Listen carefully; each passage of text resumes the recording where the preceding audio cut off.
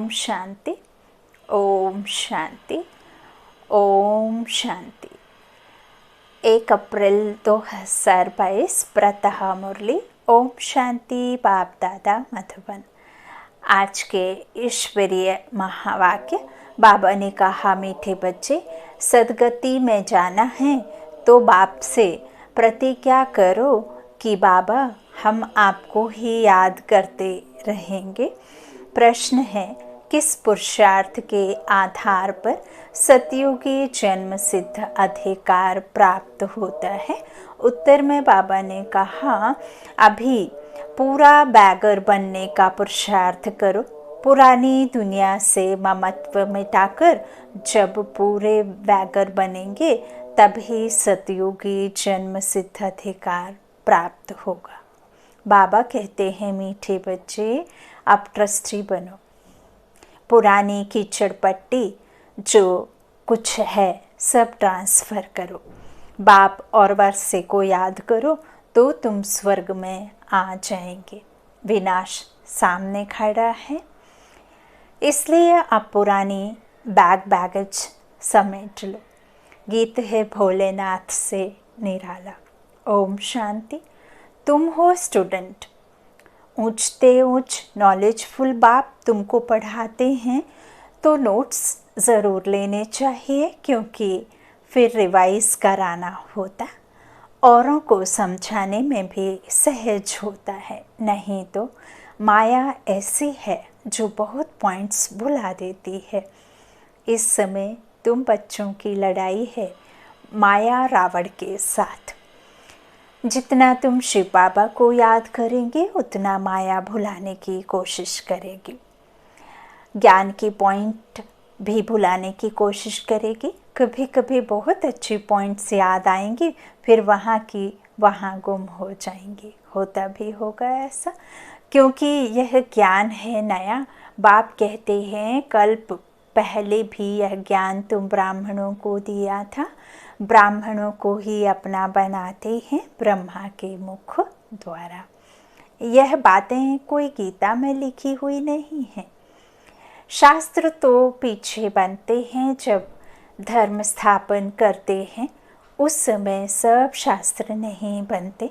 बच्चों को समझाया है, पहले पहले है ज्ञान, पीछे है भक्ति। पहले सतो प्रधान, फिर सतो रजो तमो में आते हैं। तो मनुष्य जब रजो में आते हैं तब भक्ति शुरू होती है। सतो प्रधान समय भक्ति होती नहीं। भक्ति मार्ग की भी ड्रामा में नोंद है। यह शास्त्र आदि भी भक्ति मार्ग के काम आते हैं। तुम यह जो ज्ञान और योग आदि की किताब बनाते हो, यह फिर से पढ़कर रिफ्रेश होने के लिए। बाकी टीचर के सिवाय तो कोई समझ नहीं सकेंगे। गीता का टीचर ही है श्रीमद् भगवान। वह है विश्व का रचयिता, स्वर्ग रचते हैं। जबकि वह सबका बाप है तो ज़रूर बाप से वर्षा स्वर्ग की बादशाही मिलनी चाहिए। सतयुग में है देवी देवताओं का राज्य। अभी तुम हो संगम युगी ब्राह्मण। विष्णु के चित्र में 4 वर्ण दिखाते हैं ना, देवता, क्षत्रिय, वैश्य, शूद्र। 5वां वर्ण है ब्राह्मणों का। लेकिन उन्हों को यह बिल्कुल पता नहीं है, ऊंचते ऊंचा है ब्राह्मण वर्ण। ऊंचते ऊंच परम पिता परमात्मा को भी भूल गए हैं। वह शिव है, ब्रह्मा विष्णु शंकर का रचयिता। त्रिमूर्ति ब्रह्मा कह देते हैं, परंतु इसका तो अर्थ ही नहीं निकलता। अगर ब्रह्मा विष्णु शंकर तीनों भाई हैं तो इन्हों का बाप चाहिए। तो ब्राह्मण देवी देवता और क्षत्रिय तीनों धर्म का रचयिता है। वह निराकार बाप, जिसको गीता का भगवान कहा जाता है। देवताओं को भी भगवान नहीं कह सकते तो मनुष्य को कैसे कह सकते? ऊंचे ते ऊंच है शिव बाबा। फिर सूक्ष्म बतनवासी ब्रह्मा विष्णु शंकर। फिर इस बतन में पहले पहले है श्री कृष्ण। पहले पहले शिव जयंती गाई जाती है, त्रिमूर्ति जयंती कहाँ दिखाते नहीं, क्योंकि तीनों को जन्म कौन देते हैं यह कोई को पता नहीं है। यह बाप ही आकर बतलाते हैं। ऊंचते ऊंच वह है विश्व का मालिक, नई दुनिया का रचयिता। स्वर्ग में यह लक्ष्मी नारायण राज्य करते हैं, सूक्ष्म वतन में तो राजधानी का प्रश्न ही नहीं। यहाँ जो पूज्य बनते हैं उन्हों को ही पुजारी बनना है। देवता, क्षत्रिय, अब फिर ब्राह्मण बने हैं। यह वर्ण भारत के ही हैं। बाबा कहते और कोई इन वर्णों में नहीं आ सकता। इन 5 वर्णों में सिर्फ तुम चक्र लगाते हो। 84 जन्म भी तुमको पूरे लेने पड़ते हैं। तुम जानते हो बरोबर हम भारतवासी जो देवी देवता धर्म वाले हैं वही 84 जन्म लेंगे। यह ज्ञान का तीसरा नेत्र सिर्फ तुम ब्राह्मणों का ही खुलता है। फिर यह ज्ञान ही प्रायः लोप हो जाता है। फिर बाबा कहते फिर गीता शास्त्र कहाँ से आया? क्राइस्ट जब धर्म स्थापन करते हैं तब बाइबल नहीं सुनाते हैं। वह धर्म स्थापन करते हैं पवित्रता के बल से। बाइबल आदि तो बाद में बनते हैं, जब उनकी वृद्धि होती है तब चर्च आदि बनाते हैं। वैसे ही आधा कल्प के बाद भक्ति मार्ग शुरू होता है। पहले होती है व्यभिचारी भक्ति एक की, फिर ब्रह्मा विष्णु शंकर की। अभी तो देखो 5 तत्वों की भी पूजा करते रहते हैं। इसको कहा जाता है तमो प्रधान पूजा। वह भी होनी है ज़रूर। भक्ति मार्ग में शास्त्र भी चाहिए। देवी देवता धर्म का शास्त्र है गीता। ब्राह्मण धर्म का कोई शास्त्र नहीं है। अब महाभारत लड़ाई का भी वृत्तांत गीता में है, गाया हुआ है। रुद्र ज्ञान यज्ञ से विनाश ज्वाला निकली। ज़रूर जब विनाश हो तब तो सतयुगी राजधानी स्थापन हो। तो भगवान ने यह यज्ञ रचा है। इसको रुद्र ज्ञान यज्ञ कहा जाता है। ज्ञान भी शिव बाबा ही देते हैं। भारत का शास्त्र वास्तव में एक है। जैसे क्राइस्ट का बाइबल है, उसकी जीवन कहानी को ज्ञान नहीं कहा जाता है। अपना है ज्ञान से मतलब। ज्ञान देने वाला भी एक है, वही मालिक है विश्व का। बल्कि उसको ब्रह्मांड का मालिक कहा जाएगा। सृष्टि का मालिक वह नहीं बनते। तुम बच्चे सृष्टि के मालिक बनते हो। बाबा कहते हैं हम ब्राह्मण के मालिक जरूर हैं, ब्रह्मांड के मालिक। ब्राह्मण के नहीं, ब्रह्मांड के मालिक जरूर हैं। तुम बच्चों के साथ ब्रह्मलोक में रहते हैं, जैसे बाबा वहाँ रहते हैं। हम भी वहाँ जाएंगे तो हम भी मालिक ठहरे। बाप कहते हैं तुम सब आत्माएं मेरे साथ ब्रह्मांड में रहती हो, तो हम भी और तुम भी ब्रह्मांड के मालिक हैं, परंतु तुम्हारा पद मेरे से ऊंचा है। वाह बाबा वाह, वाह ड्रामा वाह, वाह मेरा भाग्य वाह, वाह मेरे बाबा वाह। बाबा कहते ब्राह्मण के मालिक हम और तुम भी हैं, परंतु तुम्हारा पद तो मेरे से भी ऊंचा है। तुम महाराजा महारानी बनते हो, तुम ही पूज्य से फिर पुजारी बनते हो।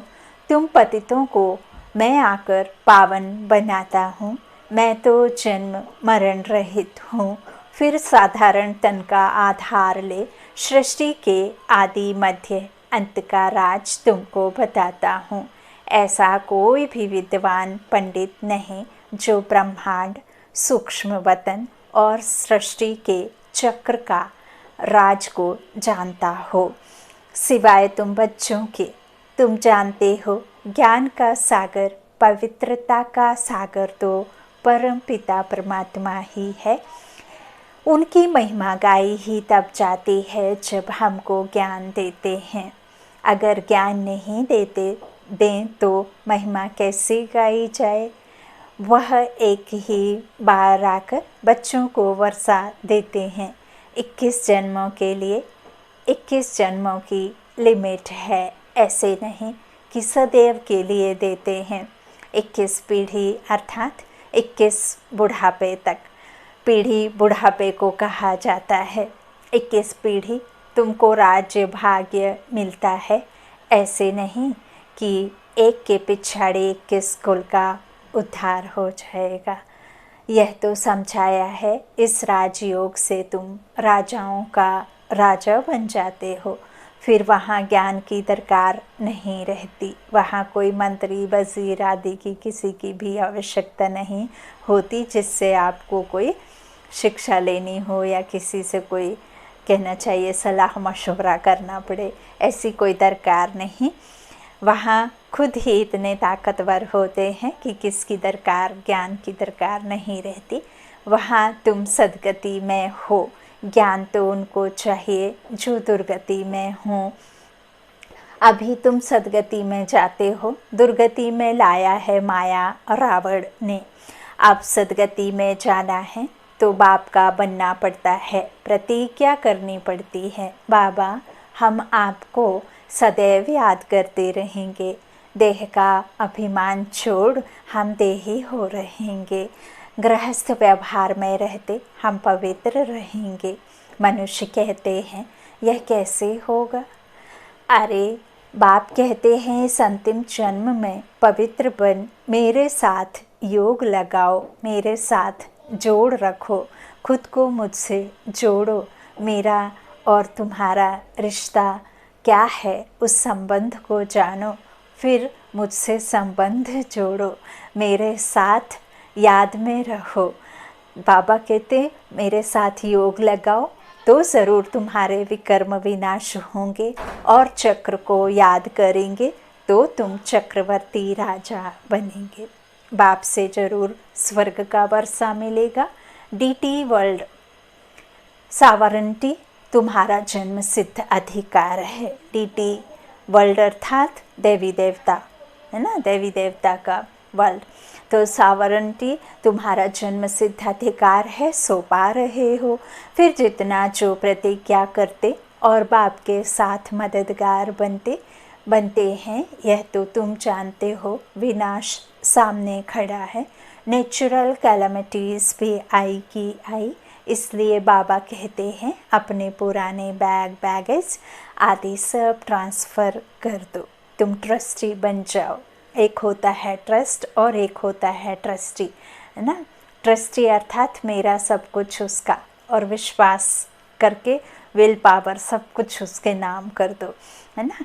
तो इस तरह तुम ट्रस्टी बन जाओ, जीते जी सब कुछ मेरे नाम कर दो। बाबा शर्राफ भी है, मट्टा सट्टा करते हैं, मनुष्य मरते हैं तो सारे कीचड़ पट्टे करनी घोर को दे देते हैं ना, तो तुम्हारी भी यह कीचड़ पट्टी सब कुछ कब्र दाखिल होनी है। इसलिए पुरानी चीज़ों से ममत्व मिटा दो ना। सिर्फ संपत्ति धन नहीं देते हैं लौकिक जीवन में, बाकी सब उनका बोरिया बिस्तर उठा कर दे देते हैं ना। तो बाबा कहते हैं अब वही समय है, सबको कब्र दाखिल होनी है। इसलिए पुरानी चीज़ों से ममत्व मिटा दो, बुद्धि से समर्पित कर दो। ऐसा नहीं कि उठा कर के दे देना है या उठा कर फेंक देना या उठा कर जला देना है, नहीं, बुद्धि से समर्पित करना है ना। उसमें हमारा कोई भी उसमें मोह ना रह जाए, है ना। मोह ही तो जंजाल है, जी का जंजाल। तो इस तरह ममत्व मिटा दो पुरानी चीज़ों से, एकदम बैगर बनो। बैगर टू प्रिंस बाप और वर्षे को याद करो तो तुम स्वर्ग के मालिक बन जाएंगे। जो जन्म सिद्ध अधिकार है, कोई भी आता है तो उनसे पूछो विश्व का रचता कौन, गॉड फादर है ना। स्वर्ग है ही नहीं रचना, जबकि बाप स्वर्ग रचते हैं तो फिर नरक में क्यों।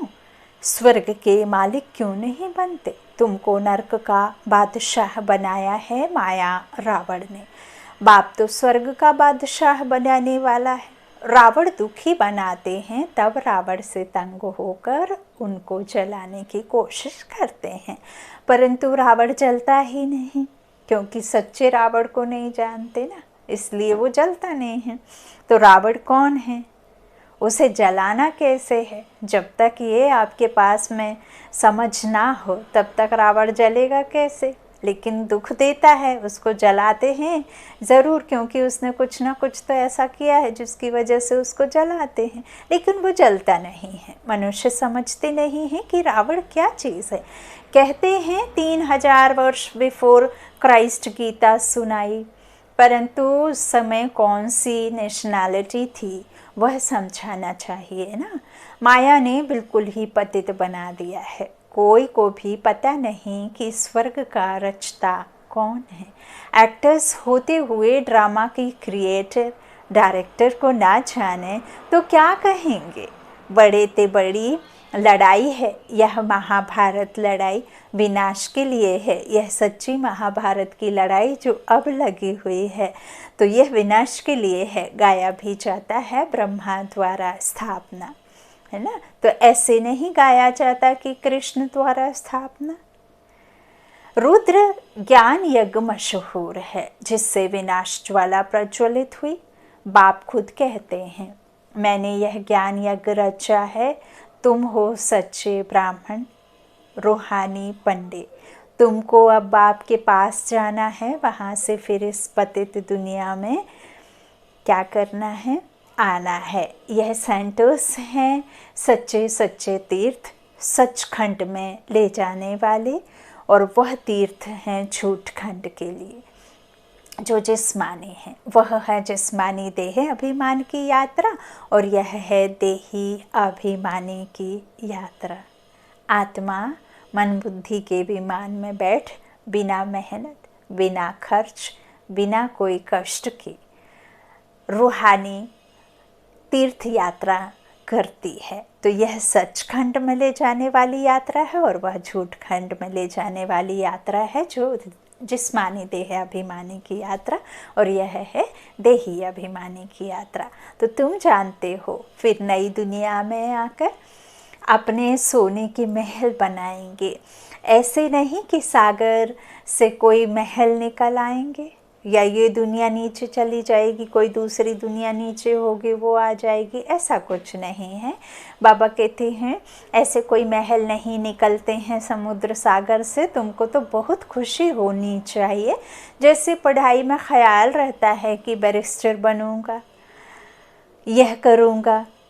तुमको भी आना चाहिए कि स्वर्ग में ऐसे ऐसे महल बनाएंगे। हम प्रतिज्ञा करते हैं लक्ष्मी को ज़रूर भरेंगे, सीता को नहीं। इसमें पुरुषार्थ बहुत अच्छा चाहिए। बाप अब सच्चा ज्ञान सुनाते हैं जिसको धारण करने से हम देवता बन रहे हैं। नंबर 1 में आते हैं श्री कृष्ण। मैट्रिक में जो पास होते हैं उनकी लिस्ट अखबार में निकलती है ना, तुम्हारे स्कूल की लिस्ट भी गाई हुई है। 8 फुल पास नामी ग्रामी 8 रत्न हैं जो ही काम में आते हैं। 108 की माला तो बहुत सी मरते हैं, कोई तो 16,000 की भी बनाते हैं। तुमने मेहनत कर सर्विस की है भारत की, तो सब पूछते हैं। एक है भगत माला और दूसरी है रुद्रमाला। अभी तुम जानते हो श्रीमद् भगवत गीता है माता और पिता है शिव। डीटी डिनाइस्टी में पहले पहले जन्म लेते हैं श्री कृष्ण। ज़रूर राधे ने भी जन्म लिया होगा और भी तो पास हुए होंगे। परमपिता परमात्मा से बेमुख होने के कारण सारी दुनिया निधन की हो गई है। धनी को भूलने की वजह से निधन की हो गई है ना। तो आपस में सब लड़ते झगड़ते रहते हैं, कोई धनी धोनी नहीं है। अब तुम्हें सबको बाप का परिचय देना है। अच्छा, मीठे मीठी सिकी लाधे बच्चों प्रति माता पिता बाप दादा का याद प्यार और गुड मॉर्निंग। रूहानी बाप की रूहानी बच्चों को नमस्ते। हम रूहानी बच्चों के रूहानी माता पिता बाप दादा को याद प्यार और गुड मॉर्निंग। शुक्रिया बाबा, मीठे बाबा, प्यारे बाबा, सबका साथी सबका सहारा। धारणा के लिए मुख्य सार है। पहला, बाबा ने कहा देह अभिमान को छोड़ देही अभिमानी बन। याद की यात्रा पर तत्व पर रहना है। इस अंतिम जन्म में पवित्र बन बाप का पूरा पूरा मददगार बनना है। दूसरा, पुरानी जो भी चीज़ें हैं उनसे ममत्व निकाल ट्रस्टी बन बाप और वर्षे को याद कर विश्व का मालिक बनना है। वरदान बाबा ने दिया आज, सत्यता के साथ सभ्यता पूर्वक बोल और चलन से आगे बढ़ने वाले सफलता मूर्त भव। सदैव यह याद रहे कि सत्यता की निशानी है सभ्यता। यदि आप में सत्यता की शक्ति है तो सभ्यता को कभी नहीं छोड़ो। सत्यता को सिद्ध करो लेकिन सभ्यता पूर्वक। सभ्यता की निशानी है निर्माण और असभ्यता की निशानी है जिद। तो जब सभ्यता पूर्वक बोल और चलन हो तब सफलता मिलेगी। यही आगे बढ़ने का साधन है।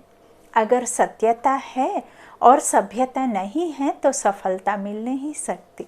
आज का स्लोगन है, संबंध संपर्क और स्थिति में लाइट रहो, दिनचर्या में नहीं।